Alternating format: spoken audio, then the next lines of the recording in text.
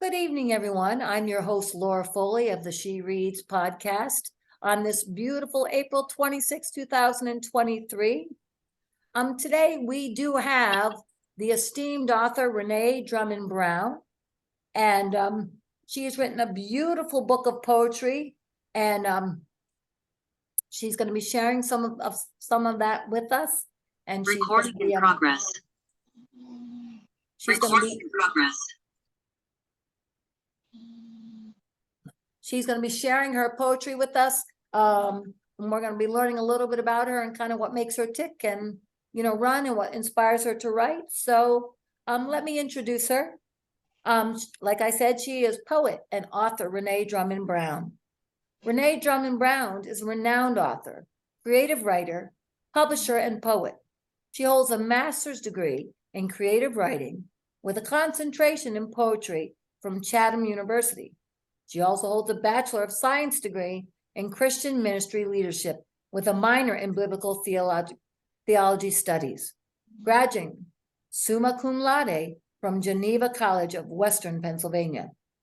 In addition, she received an Associate of Arts in Christian Ministry at the Center for Urban Biblical Ministry, where she served as class president. Drummond Brown is an accomplished poetess with experience in creative writing and has authored several books to her credit. Her poetic books are recognized across the globe. Everyone, please welcome our author, Renee. Renee, I have a question for you.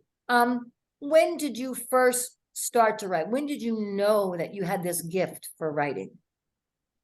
I wrote as early as I can remember, from a wee little girl, writing with my mother. I can remember seeing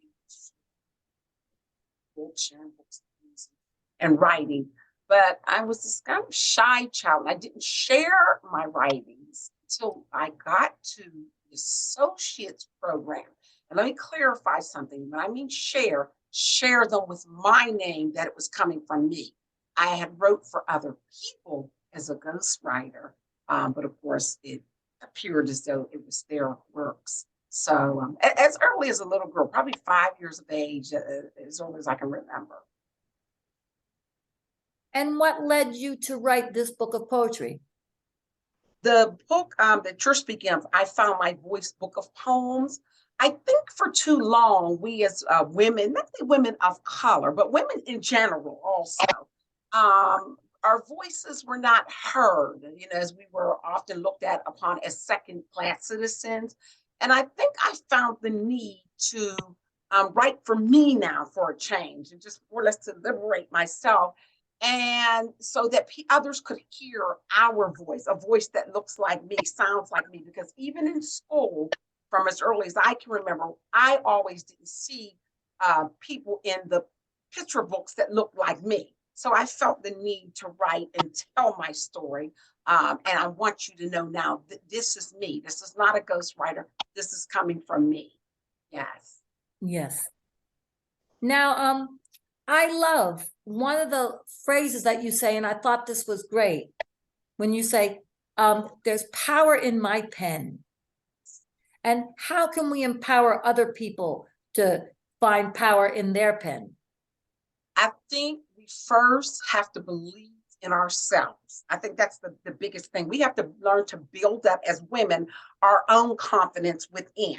And once we learn to do that, it is important for us to reach to you, Laura, to reach to Diane, to reach to others and begin to empower them so that, we go on a global platform, we can hear each other's voices. So yes. I found the power in my pen through writing and then beginning to share. That was the important part, not just the power in the pen, but being confident enough to put it out there with my name on it and say, hey, this is what you're getting. This is me.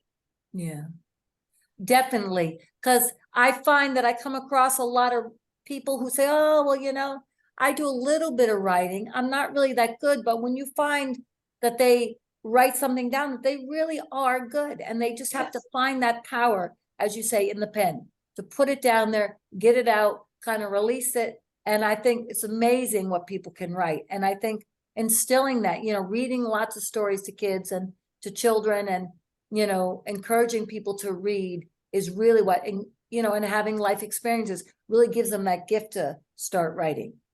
Yes. Also, I'm a spiritual person, and I think the biggest thing for me in the power of the pen comes from the book, from the Bible, the book of Habakkuk. Write the vision and make it plain, so they run to tables to read it. And I think that's was the main thing that empowered me with the words, having that vision and then being able to write it, express it openly, so others can come to read my works. Yes, definitely. That is definitely a great point. In your dedication, you say my voice was lost, but now is found. What caused you to lose your voice? And then how did you regain it? I think when we're saying my voice was lost, but now it's found. Now I'm going back in time to coming from Africa, our people Yes, come from. And that's what I mean by our voice, not just my okay. voice Yes, was lost, but it is now found, because now we have this thing we call social media. And now we're connecting to people from Africa and other parts of the world, and finding our roots. I was fortunate enough and blessed enough to go actually back to Africa on a missions trip. And that's also some of what I mean by I found my voice. So that how do I want to put it? I found my voice in meeting other women across the globe who also write and sound just like me. I think that's a beautiful way of saying that. And what was that missions trip like for you? It was wonderful. I actually went with a professor from college, Dr. John Stanko. He does a missions trip every year. And it was wonderful. I will say this about the trip. And going back to Africa, I think I had the notion that I was going to go back and see my people and just be welcomed with open arms. I was welcomed with open arms, but I understood once I got there that I was not African. And that's some of where the lost voice was. And I had to piece and things like that together to find myself. I think that, anyone, I've never been on a missions trip myself, but I think that I would assume that, going and visiting another country and seeing people and kind of finding your roots and your heritage, that would really give you some good writing material. Yes, it certainly did. In fact, my first piece was written while I was in the associate's program that I shared. And then the next body of works. So let me go back to the associate's program. I took a class, The Rhetoric of the Civil Rights Movement, with a professor. And in taking that class, we were learning about different people along the way of the movement. And one of those persons was Rutha Mae Harris, who was an original freedom singer of the civil rights. And in learning about her, I penned a piece about her. The professor actually gave it to her, and she called into our classroom. We got to talk with her, whatnot. I read the piece to her. And so even prior to it was after the missions trip to Africa, I went there to meet Rutha Mae Harris. And I learned, of course, again, finding my voice there too, of the civil rights movement, what that movement looked like for us people of color, where we are today. So my writings come out of a duty to write, not just me wanting to be a writer. It's a duty to tell our stories so that our stories can be heard across the globe. And I totally agree with that, because I feel like when I'm writing myself, that it's a way for me to give a voice to those who are voiceless, who don't have a voice, who may be afraid to share their story, but it needs to be told. And so I try and find a way of writing other people's stories without actually saying it was you.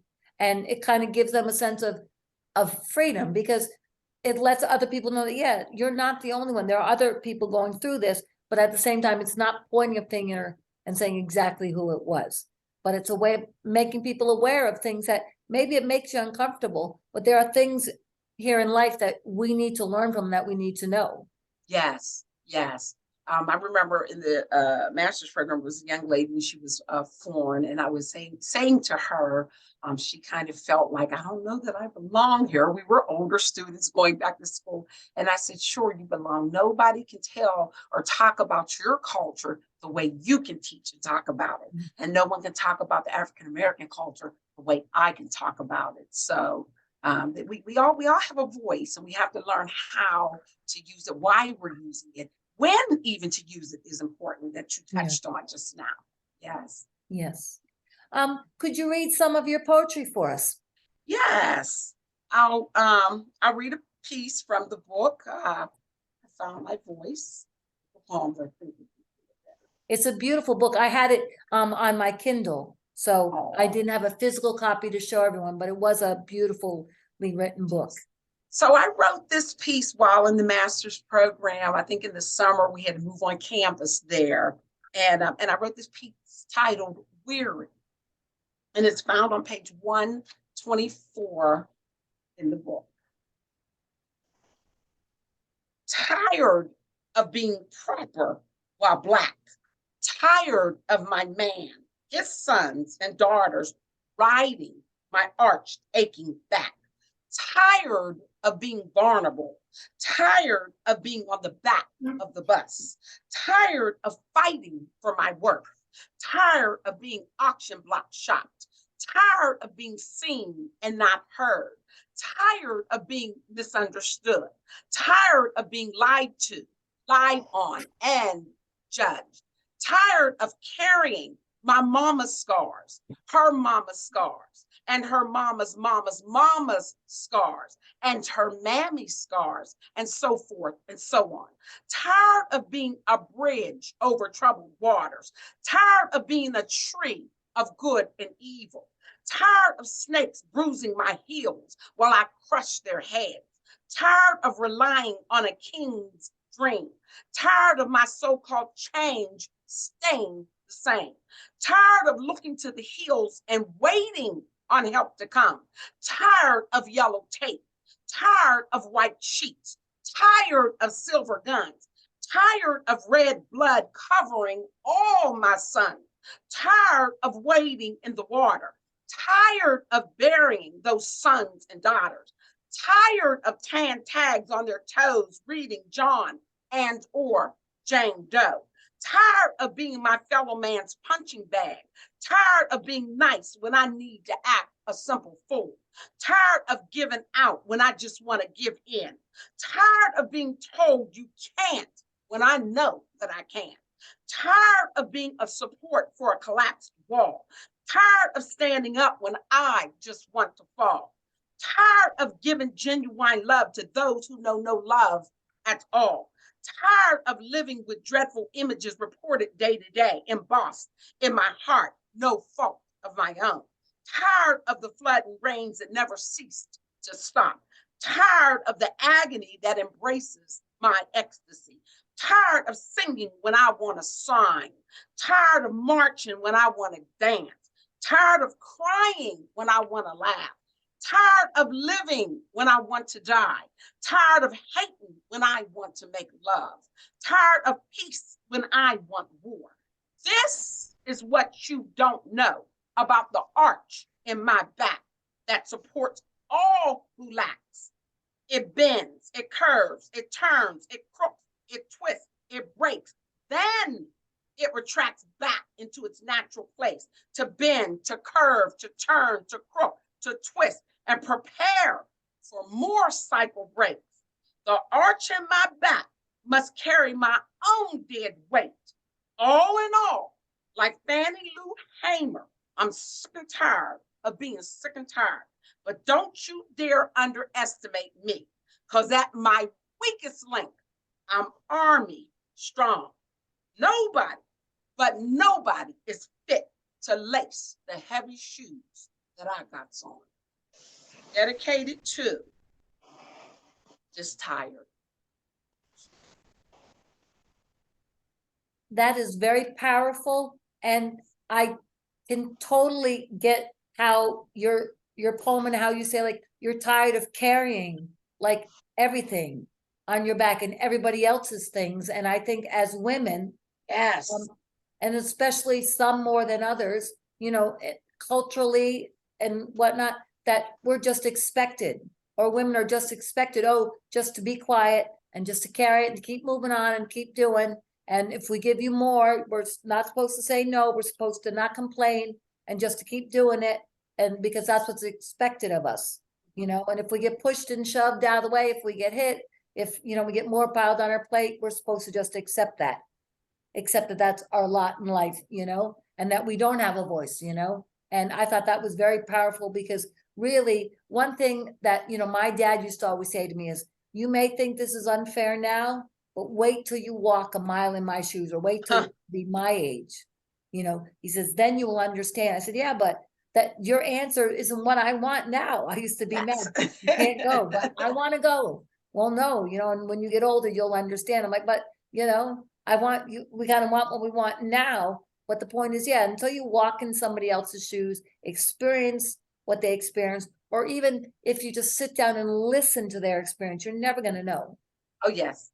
And even in that poem in the end, when I spoke about Fannie Lou Hamer, that was actually her quote, I'm sick and tired of being sick and tired.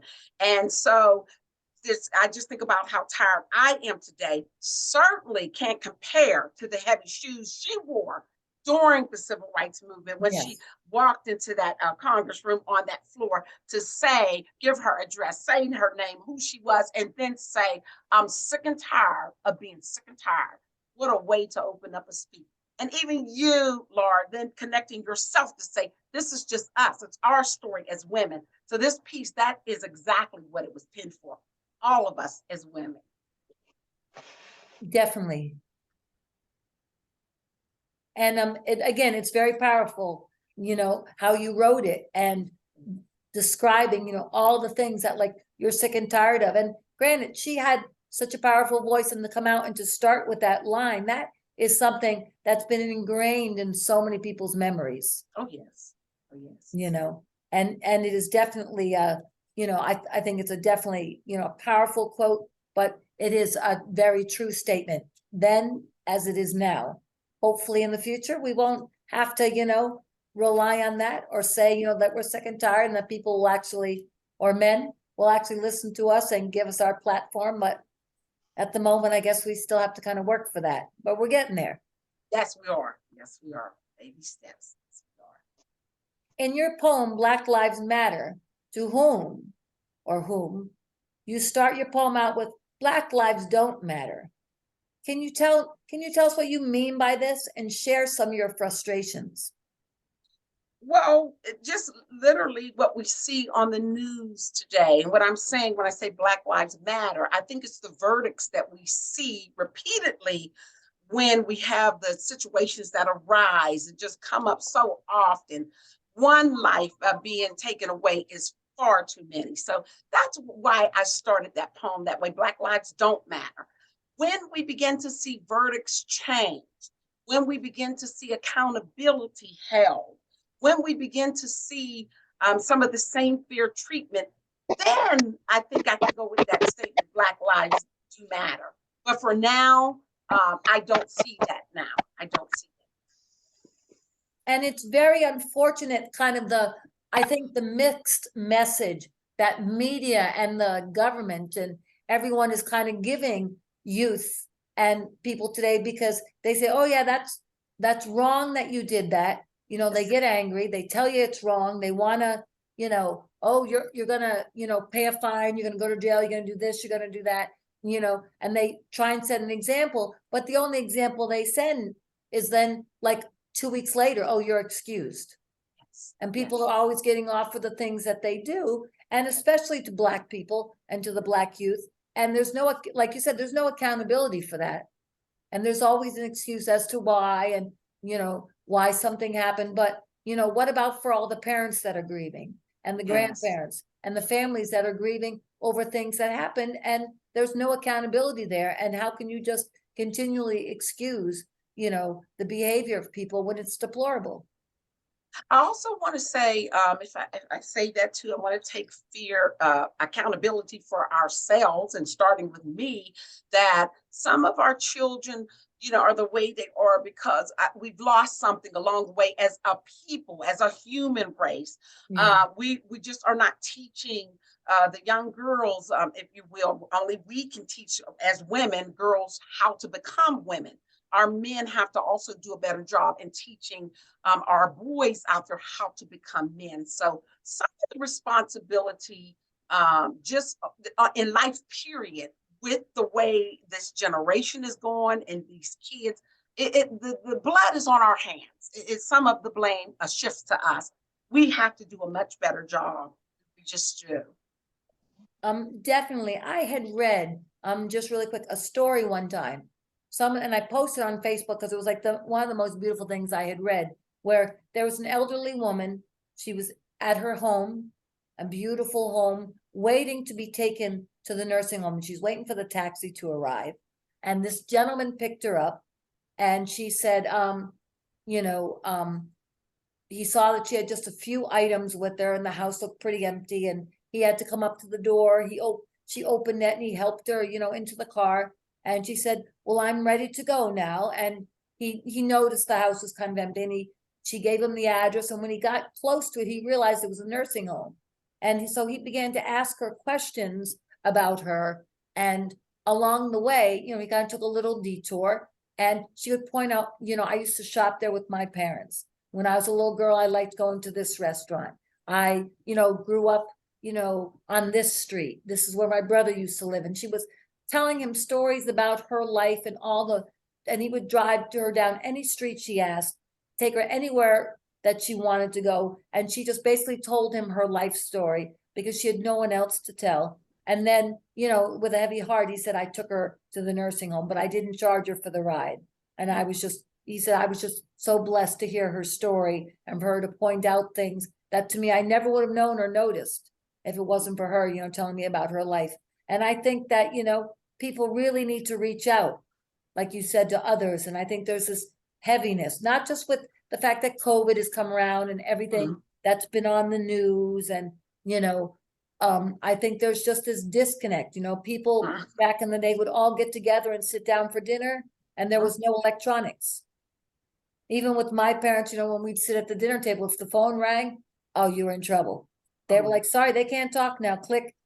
My friends, like, your parents are so mean. But they'd be like, nope, you're not talking on the phone while we're having dinner. It was like expected that you all sat together, you talked, about your day, you kind of communicated with everybody, and kind of shared things. And, and like, I think my parents, when they were going through tough times, it wasn't something that they shared with us.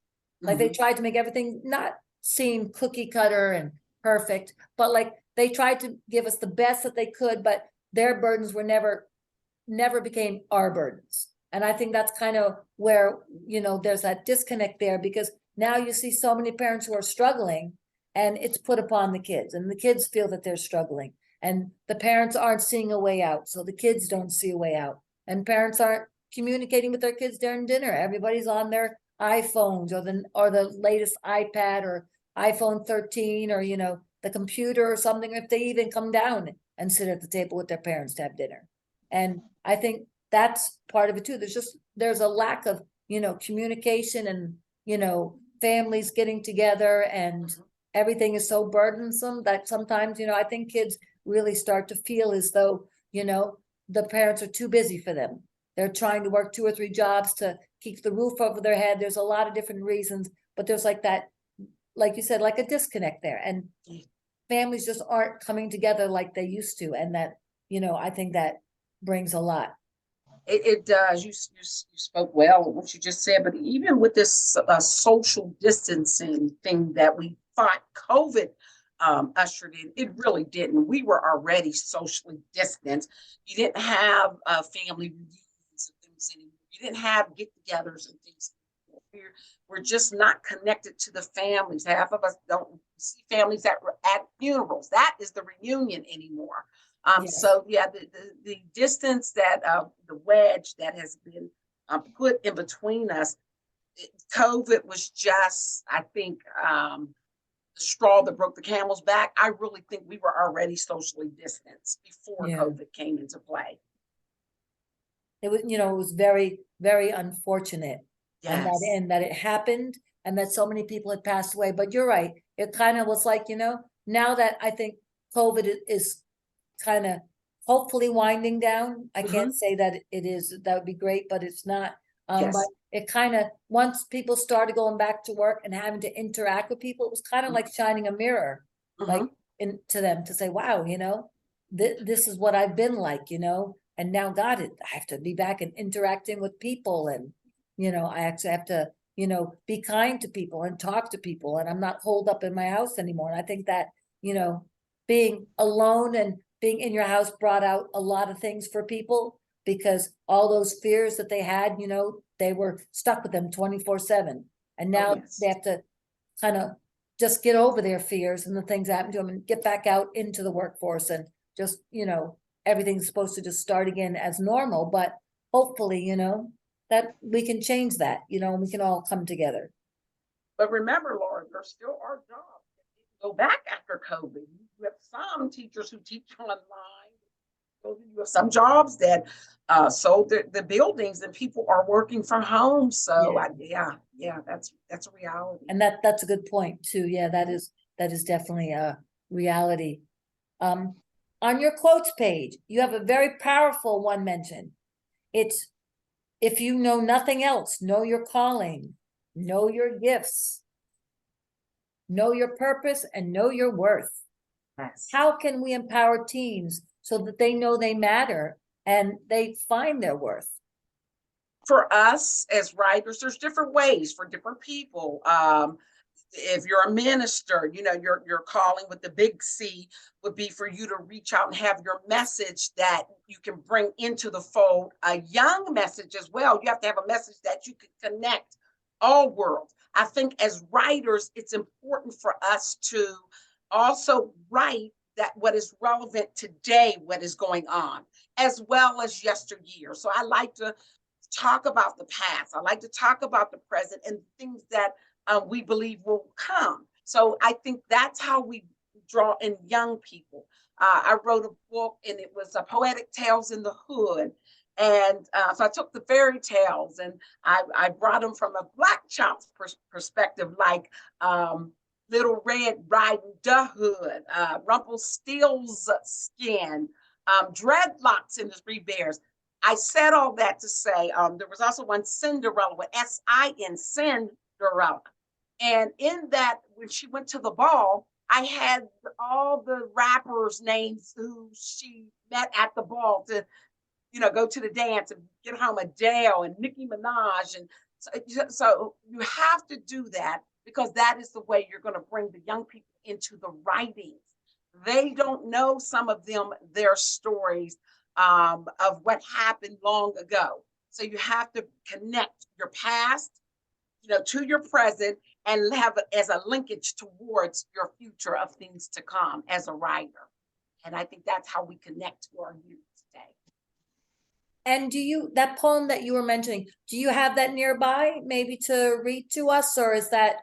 Which one, Cinderella or Yes, Dreadlocks?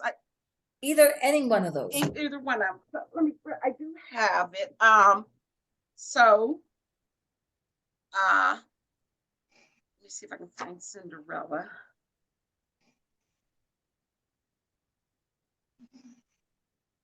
Well, I came up to, here we go. This is what the book looks like, Poetic Tales in the Hood.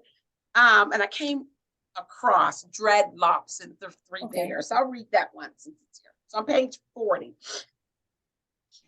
There once was a little gal whose name was Dreadlocks. Locks for short, because she was known in them streets to pop lock and drop it like it's hot. But she dreaded that name. Meanwhile, walking in the jungle, she lost her way and found herself near a hollow treehouse belonging to 3 black bears. Inside, she came across a kitchen table with 3 bowls. One had chitterlings, one had black-eyed peas, and the last bowl had my favorite, some steamed fatback greens. So she tried the chitterlings and found them to be too bland without hot sauce. The black-eyed peas were nasty and cold in the second bowl. Finally, that last bowl of steamed greens was the bomb. Them greens was just right. And with that added fat back, some sliced tomatoes and raw onion diced, now they's tight. So she threw down and sopped them all up. When finished, she needed to twist her hair into golden locks. So she sat at the first chair belonging to Papa Bear. Locke says, this chair's way too big for my derriere. So she sat at the second chair belonging to Mama Bear and said, my round rump ain't hardly big enough. But the third chair belonging to Baby Bear felt just right because it held all her junk in her trunk. Locke proclaimed, someone's got a bootylicious butt just like me. Now that's what's up. So after twisting her nappy fro into dreadlocks, you know, a sister gal gotta go. Well, you know what I mean.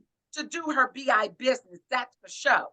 Anywho, now relax. You know, a sister gal gotta sleep after she eats. So Locke tries Papa Bear's bed, but them dreads hurt sleeping on that hard surface. And Mama Bear's bed was too soft for her twisted, nappy head. But the third bed was perfect for her dreadlock head. So she fell into an unfathomable sleep. Just then, the three black bears returned to their crib, just a dancing and a singing and finning to eat soul food with some buttered cornbread.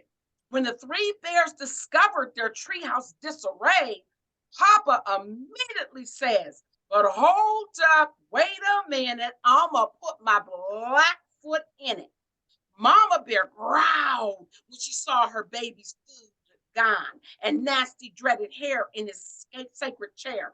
The Baby Bear went upstairs and growled out loud, Papa, Mama, come quick. We got a home invader snoring loud in my bed. Papa and Mama Bear kicked in the bedroom door, and them big black bears back-to-back bum rush, backhand and badly mauled Locks floor to ceiling to floor, and all that's left are dreadlocks all over the treehouse floor, dedicated to home invasions. Ain't no joke. And with this book, where I'm going with you, the kids today understand home invasions. They understand the word crib. So it's important. The locks pop, drop like it's hot. You have to incorporate some of those types of wordings to draw that audience into your pieces as well. Because you have to reach them where they are. Yes. Yeah. Yes. Yes. Yes. Well, that was great. I really like that. And I've never heard of, something being done like that, but I must say that it was really good and well written, and just the way the whole thing took place, like you could really visualize, everything that was happening. And I imagine that resonates, with a lot of kids, and that I'm sure that was a great read for them too. So thank you for sharing that. Well, In the Epiano, now I'm going to probably pronounce this wrong, so I apologize. In the eponymous poem, eponymous poem. anonymous, thank you. You powerfully write. I had no one to help my black ink navigate through a system that didn't hardly accept me. It seems to me you have learned to navigate the system quite Yes. well, and that you really do own your poetry. You want to elaborate on that that phrase a little bit? So again, while in grad school, I learned so many things, and that's where I had first heard about this eponymous word, and so I learned so much from the kids as well. And basically, what that means is the piece for which the book is written for. So the eponymous poem is in each of my books. The piece is named after the title of the book, if you will. And so let me go to that. I found my voice. I'm just basically again saying that, here I am, here's my voice. I always didn't fit in those rooms. For one, in the classroom, going back to school later, in 98% of my classes, I was always the only African-American student sitting in the classroom. So I had to learn how to navigate, and I had to put my voice out there for people who didn't hear a voice like mine. But I also had to open my own mind and read other works for works that I wouldn't have picked up just in my everyday of someone's reading, I would say. So reading artists like Sylvia Plath and Anne Sexton, and just even coming out my comfort zone, I began to learn about other types of poetry, erasure poetry, um, confessional poetry, things that I would have never read before, dark poetry.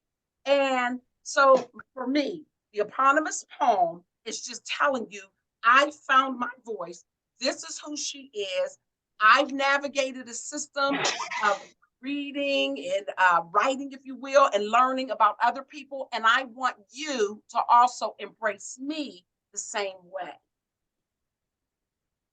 What are some of your favorite poets that inspired you to write? Oh, wow. Well, of course, Dr. Maya Angelou, Yeah. she had a piece, Still I Write. And I usually tag my piece, it's really my anthem poem. And it's her poem, I'm sorry, Still I Rise. My poem was Still I Write. Right. Yeah. And that was, I guess, my piece that came out for me as a writer. You know, I wanted to come out. I wanted Still I Write. And I talk about Maya Angelou in that piece. I talk about Barack Obama in that piece. I love Paul Laurence Dunbar. A lot of people don't know Maya Angelou. That is who she fell in love with, the late Paul Laurence Dunbar. So her poem, I think Paul Laurence Dunbar might be "We Wear the Mask" or something like that. He wrote something first, and Maya Angelou wrote something similar to that piece. She piggybacked a lot of her work off of his work. He has a poem, Sympathy, and I believe, if I'm not mistaken, that's what her Still I Rise. He talks about the black bird and beating his wings. No, it's her cage bird. It's her cage bird. Yeah. Talks about the black bird and beating his wings. And Maya Angelou, that's where the cage bird comes from her. So it's certainly, again, I think Allen Ginsberg, poets that I would have never thought that I would read, the beatnik poets of the 60s. And those are your poets with your tam and where your tam and, peace, and your kind of like hippie, like I love those poets. I love those poets. I love what they write. Yes. And probably I connected them because I come from that era. And I must admit, there's all kinds of poetry that I was unfamiliar with at first, when I started writing. But then my mom was into a lot of poetry, and she loved Edna St. Vincent Millay. But I found a lot of her poetry to be kind of dark and kind of sad in a sense. And but it kind of exposed me to other types of poetry other than just, the latest and greatest per se. And so I do love to hear, what other people like to read, or poets that they are interested in, because then that kind of broadens my horizon towards other poets as well, and to check out new areas of writing. So I will definitely, I'm familiar with Maya. I like her a lot. She's a phenomenal writer, but some of the other ones I wasn't 100% familiar with, but I would definitely like to check that out. Alice Walker's another one, the woman who wrote The Color Purple. She's also a poet, and that is my favorite movie. So you can see poetry running through the veins of her book as well. Yes. Yes. Can you read your poem, Allergic Reactions to Freedom, and then explain your dedication? An above ground railroad ain't never coming for me, let alone us. Okay, and that is found on page 19 in my book. So that's what that picture looks like on that. Yes. A black gal can never, ever be free, far as I can see. Freedom ain't hardly in our cards. Long as we've got servitude leadership, praying lips, a mother's tongue, a beat up heart, discerning ears, wise eyes, sweat of our brows, feet to the plow, serving hand, succulent breasts, widened hips, heavy shoulders, a masked facade, a brilliant mind's eye, and a broken down arch aching back that any and everybody rides. Nope, freedom's allergic to our Black behinds, dedicated to and above ground railroad ain't never coming for me, let alone us.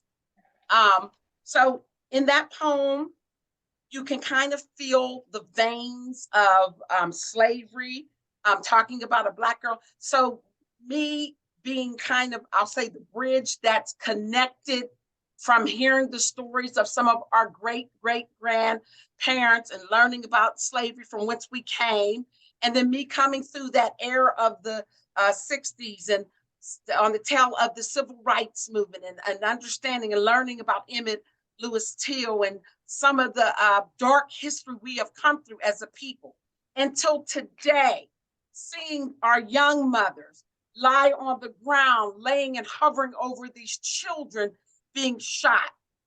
Again, it's just a connection of this bridge, if you will, that I still don't see much change. Granted, I've seen change, but not a whole lot of change. Again, going back to, as I said to you, some of the verdicts and some of the things we see far too often with our youth today. And so that's what I mean by an above ground railroad ain't never coming for me. So I hope to live to see it in this future to come, but I think we have a ways to go and a lot of work to do with our youth today, all of them, red, yellow, Black, brown, and white, all of our kids today. Yes. We definitely, have our work cut out for us, to say Yes. the least. Was there any stories that you heard growing up that kind of really impacted you? Well, a lot of stories, and some, of course, when you get a story that's passed down and passed down and passed down, with any story, things are added, things are taken away. So I just think I took a compilation of a lot of stories of things that have heard from my mother, and from I was blessed with a lot of older women in my life, my whole life, who all reared me and taught me. I couldn't even begin to tell you. I actually wrote a book, and it was actually dedicated to every one of those different women, but I probably have 100 women that book's dedicated to. But I mean, I was reared up, I think, as people would say, call maybe me an old wise soul, maybe, that I could say about myself. But that came from listening and sitting under those women and hearing stories from the deep root of the South, and from up north, from my mother, her mother. So not just one story, so many stories. I learned about the wet nurse slaves who their breasts were given, as suckling to children. I heard about Emmett Lewis Till ushering the civil rights movement in. He was the reason for the civil rights movement. Dr. Martin Luther King, who I never knew his name was Michael. All of the years, I just thought his name was Martin Luther King because that's what we read, that's what we were told. So some of my professors, I really take my hat off to my professors at the associate's program, where I took wisdom literature and learned about some of the movement and things that way, in that light. So there are so many stories. I couldn't just say one. My books give you a little sprinkle of seasoning here, there, and everywhere. You'll feel it throughout my book. Books with an S. I'm sorry. Yes. Mm-hmm. And how many books and poetry books have you written so far?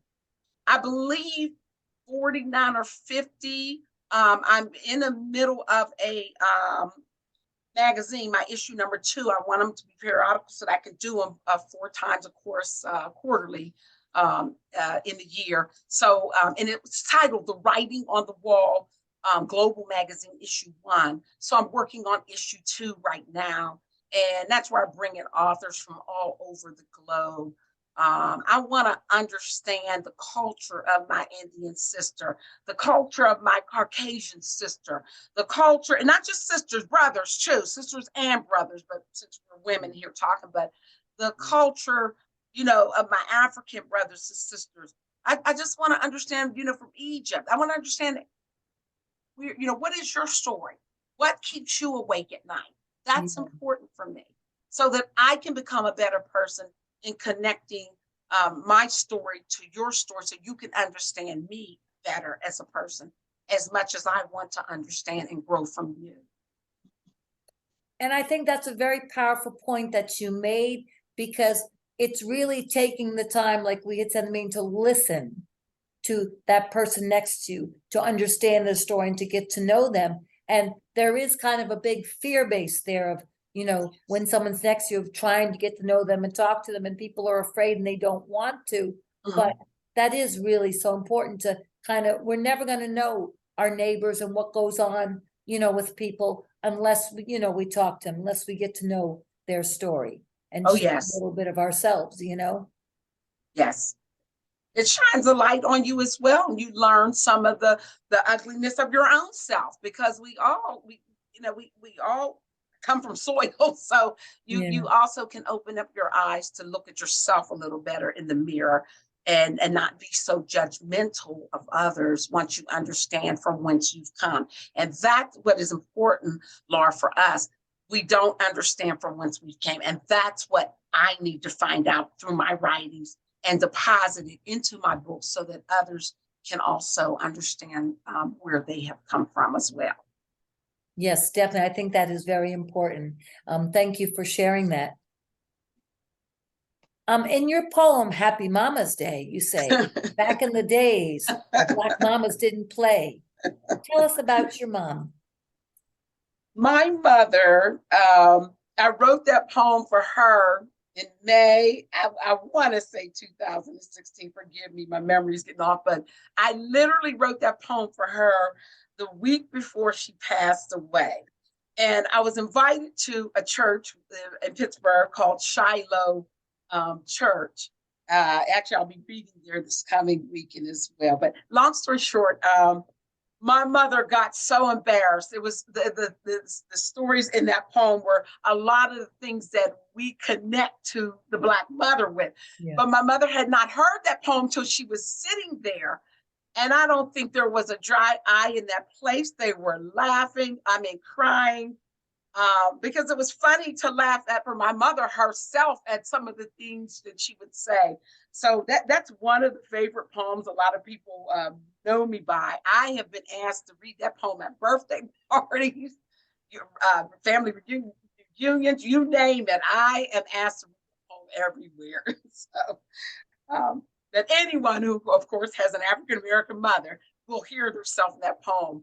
One person was funny, came up to me and said, the only thing you didn't do was the pointing that the moms did in the face when they were telling you off. They said that was the only thing you missed in there that my mother did. And she said, please revise and add that into that piece. Yeah, the fond memory. Yeah. Do you feel now though that like mothers or parents are are too lenient on their children?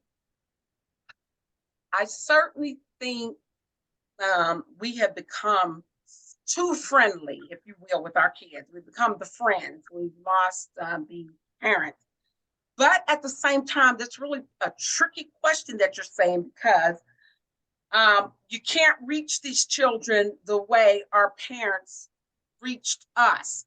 We have to go a whole different route with these children. So every child is different. I birthed 3 children and I reared up 3 children, and every one of them have a different personality. And to this day, as adult children, to me always, but as adults, I still have to parent them different ways. Some children are very sensitive and soft. Some are, too thick skinned and you hardly can't get through to them. And some are carefree, and if you will. And sometimes you just have to know when, as a parent, to step back and let a child fall down right in front of you. It's something that hurts to watch, but sometimes you have to do that so they learn how to get back up for themselves. And then you might reach them at that point. So as I said, I don't know the answer to that, but I just know that whatever we're doing, we have to take responsibility. Again, I'm going to say our blood is on their hands because some kind of way we've lost. There's a disconnect with our generation today and rearing up these kids. Our mothers had a lot less and they did so much more with us back then with basics. So yeah, these kids have everything and it's still not enough. And I think that's a problem there too, because like you said, they did 10 times more with 10 times less. And here it's like, I've seen kids where if they have a cell phone and they break it, it's like, oh, it broke. Mom and dad are going to buy me another one. Oh, I don't like these shoes. Mom and dad are going to get me more. And it's kind of like the hand's always out because they know that it's always they're going to be given something. And Yes. there's not a lot of, well, gee, you can have that if you earn it. Mm-hmm. Or just, I want it, so it's given to me. And it's expected that they're going to receive that instead of that kind of feeling of self-worth that greatness you feel when you've actually worked for something and earned it. Now, there isn't a lot of that. It's just the expectation that I'm always going to get what I want because I want it and I demand it, then I should get it. And that speaks to what you said, so powerful. It also speaks to even like the shootings we experience today in these schools. First of all, our parents back then in the day would have never given us guns and things. Again, speaking to they get what they want, and then we see the end results and the way some of these things are turning out. Whereas when you and I come up, Laura and Diane, you found a ball outside. Your mother told you didn't find it, go take it back where you found it. You just you weren't allowed certain things in the home years ago. So I don't know. As I said, we're doing something wrong, Laura. We're doing something wrong. And you made a great point about back in the day, about the guns, because I've heard at least 2 stories now of a 6-year-old bringing a gun to school and shooting the teacher. Yes. And it makes you wonder, like, how do they have access to that at the age of 6, and how do they know to use it, and what kind of anger can a 6-year-old possibly have that, because they've only lived 6 years of their life, and what have they experienced that causes them to be so angry that they now know how to use a gun and can use it on somebody else? As I said, it just I don't know. Times are changing, and I just don't know what direction we're going in at this point. It's just almost like a wild, wild west and free for all out in this world today. It really is. And I say, one thing that always kind of makes me feel sad, that really hits me is like, when my daughter takes me to and from work, we have one car. And like I always tell her, I love you, and she's like, I love you. And I'm like, have a good day. And then she'll come home and work on some stuff. And, when she's going out, like with her friends at night, I say, all right, when you're going out, just let me know where you're going. And then I have to ask her at least twice. So who are you getting together with again? And she laughs and says, this is my friend, I'm getting together with this person. And sometimes she'll forget, to call, send her a message, it's midnight, and I have to get up at 8 a.m. I need to know that you got where you're going or when you're coming home, that kind of thing. But I admit that I don't always feel like a sense of panic, like every time she goes out the door. And I know the woman who heads up our organization of Healing Waters, Dr. Mitchell, says, that I always worry about my son, even if he's just taking the dog outside to the mailbox to do his business and bringing him back in. I still worry every time my son goes out. And I worry until he comes back in. And the same thing, with her daughter. And that, just always, like, I feel very badly about that because it's something I guess that I take for granted because, because I don't have to, I do worry about my daughter, yes, but not to that degree. That extreme. That she's taking out the garbage. And I have to peek out the window to make sure that she's going to make it back from the garbage because there's that chance that no matter where you are, you might not. I feel very badly, when I hear things like that. And it's funny you said that, and I take it that Dr. Mitchell is an African-American mother. Yes. Yes, I thought so. And I thought I remember seeing her picture online. And that is the truth. That is our reality when when our children go out those doors and whatnot. So I solely get her, and I also understand you because those are two different worlds. But Yeah. that is important for her son to have a set of instructions. It's important for her son to call and make that text because at any given moment, anything can just go haywire or go wrong. And it doesn't have to be a child who's out in the streets or a bad child. It can happen to any of our children. And so we do have to have those kinds of conversations. Sad, but we have to have them. Yes, and something that I think, at least for me, when I was growing up, those type of conversations, never were had with me. You know, Hmm. I would go out. You know, my mom was home during the day, and I would go out. You know, on when I wasn't at school. You know, and I'd walk 3 houses down to my friend's house, and then I'd come back. You know, and I had a select group of friends that I would go to. So if I didn't come home, you know, my brother would say, "Yeah, we figured you were here. You know, come on, it's time Hmm. to come home." You know, because I just never thought that, gee, it's getting late. Maybe I should come home. I was just out having fun, doing Fun. whatever. I was never afraid and I was never really worried. And that's so different now. Yes, You know? yes. But what's interesting, what you just said, and see, we've always had those conversations, and that from a little girl as early as I can remember. Yeah. So, with the street lights coming on, don't go too far because we had to watch, and we had to, as we say in our African American churches, fight, watch, and pray. And we had to do those things. You had to have conversations. You had to know, your mother had to know where you were at all times. I would call my mom probably 50, 60 times a day, even while at work. Hi, mom, just want you to know I'm okay, or how's the kids doing? Yeah. Because we were just reared up that way. So that was very important. Yes, you know, and it's very unfortunate that nowadays, you know, that conversation has to be had and it Hmm. has to be repeated until you know that your child has it ingrained in their memory and they understand that this is the way it's going to be, you know, and so you have to be aware at all times and we have to stay connected. And Yes, so, yeah. yes, yes. Now that you are a published author slash Mhm. poet, what does the future hold for Renee? I don't know. I'll just say this: I walk by faith, looking at substance of things I hope for and cannot see. Um, that's my walk in this journey. There goes I, Lord, wherever He sends me. That's the path I'm on. So I've retired from a job. I'll say that, and so I'm doing now. I did what I needed to do to get my family through in life.